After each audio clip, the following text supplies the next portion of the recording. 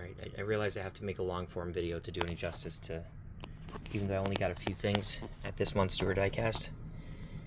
I just wasn't, I can't cram it into a minute. So anyway, you get the SpaceX pair right here. I got myself a legit Redline, a twin mill that's in really excellent shape for my collection. I would consider this to be like an 8 out of 10 points. You know, it's not broken, it's not missing pieces, it doesn't have a cracked windshield. The wheels are there, they're straight. You know, almost all of the paint is there, which is amazing. I didn't think this was a legit Redline when I first saw it, because it was just in such excellent shape. So I picked this up for a song. Really did get a crazy good deal on that. There's a gentleman who's just a very generous fellow collector, and he's really cool like that. He's not greedy at all. He's very fair with his prices. I also got this shark nose off of him. The driver's reproduction, I don't care. Made a new friend.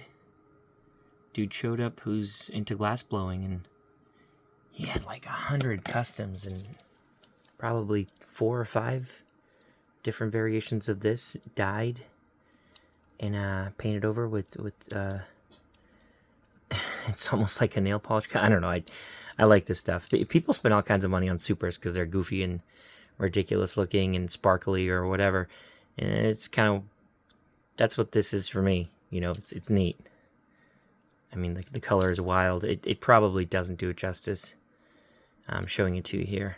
You know, it's one of those deals where, let me do 2x.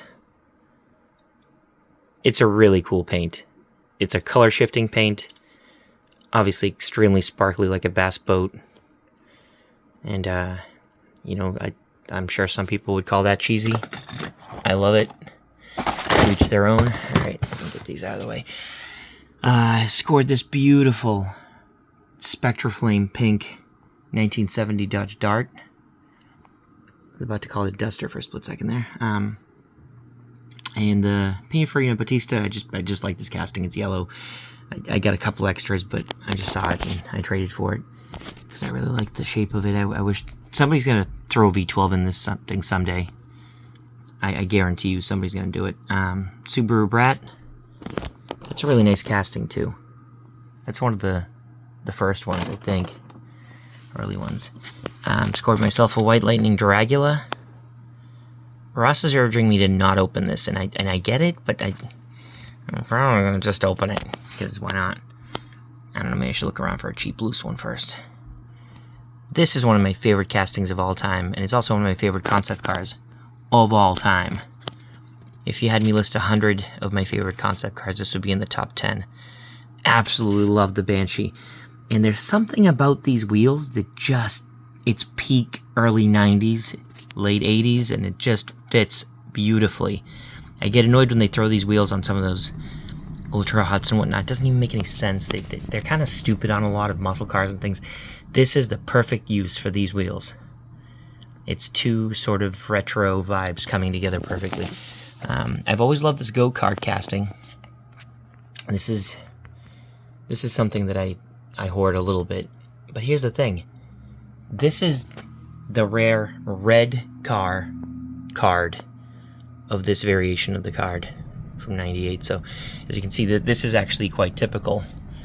The sort of 90s looking Trans Am Mitsubishi 3000 GT looking thing is blue. That's normal. That's usually how they are. This red one is unique and rare. You don't see that. But anyway, in the early days of computer graphics, I think they just clicked on this thing and colored it blue. And, you know, Hot Wheels packages have always been, well, for years now, that blue is kind of the color, so that's what they decided to go with.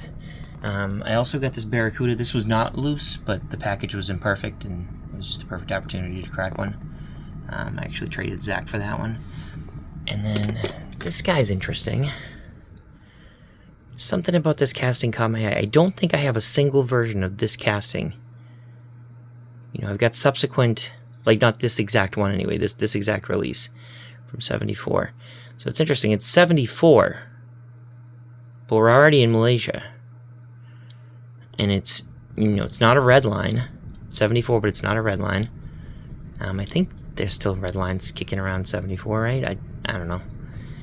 I'm not the expert on this that a lot of people think I am, but in any case, this thing caught my eye. I thought it was cool. I thought it had a great patina to it, where some of the stripes are worn, but the paint is not faded and yellowed where the stripes have worn off.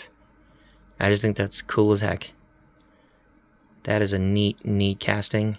It's a little derpy, like most 70s Hot Wheels are, but in like all the best ways. And I love that. I love that patina this thing has. The lures on the rear window. It's just it's perfect. It's like the perfect version of derpy Mustang. Nice black wall. And then, last but not least, so this is interesting. He had 2 of these. The other one was in better shape. But this one, even though it was more worn and more beat up, this one has the red wheels. And that really caught my eye. I thought that was interesting. So Mod Rod number 1. This is a fantasy casting from Matchbox. I kind of like it. In the current event with Jaguar being turned into that horrific pink SEX toy Jaguar that's a pile of garbage and, in my opinion, has no redeeming value whatsoever. It looks terrible. Makes a Tesla look very inspired and unique by comparison. This thing caught my eye, and I thought, as derpy as it is, it's neat. It's got a little something going for it. Big old V12 sticking out the back and a fighter jet style canopy. The red wheels made it unique. I wanted to grab that specific one for that reason. So that was another one. I showed you guys the golf cart. I just picked up this Prius because why not? It's silly. For a long time, I wouldn't buy a Prius because who the heck buys a stupid Prius for casting? But now enough time has passed where it's kind of nostalgic, and hey, plug-in hybrids are not as bad as running out of juice in an electric car, I suppose. I did say last but least for that one, I got one more little quick thing. This is another one of those Corgi castings. So look into it if you don't know. If you know, you know. This is not a Hot Wheels car. I know you're looking at a Hot Wheels car. You know it says Hot Wheels. This is a Corgi that's been rebranded and redone by Hot Wheels. There's a little bit of an indication right there for you. If you look at the way the Hot Wheels logo is raised, the made in China. Look at the rivets. You ever seen 3 rivets like that on the back of a Hot Wheels car? No, you have not. So this is interesting. There's a lawsuit that pertains to these, and this particular car was not a part of a breach of contract situation because it doesn't have any Hot Wheels logos on it.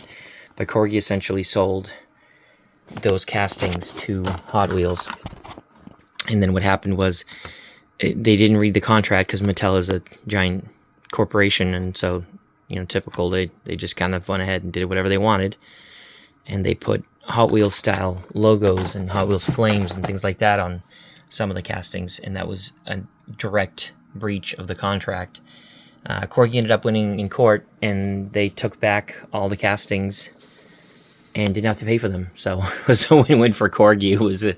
It was a life lesson for Hot Wheels and Mattel, but I mean they're fine.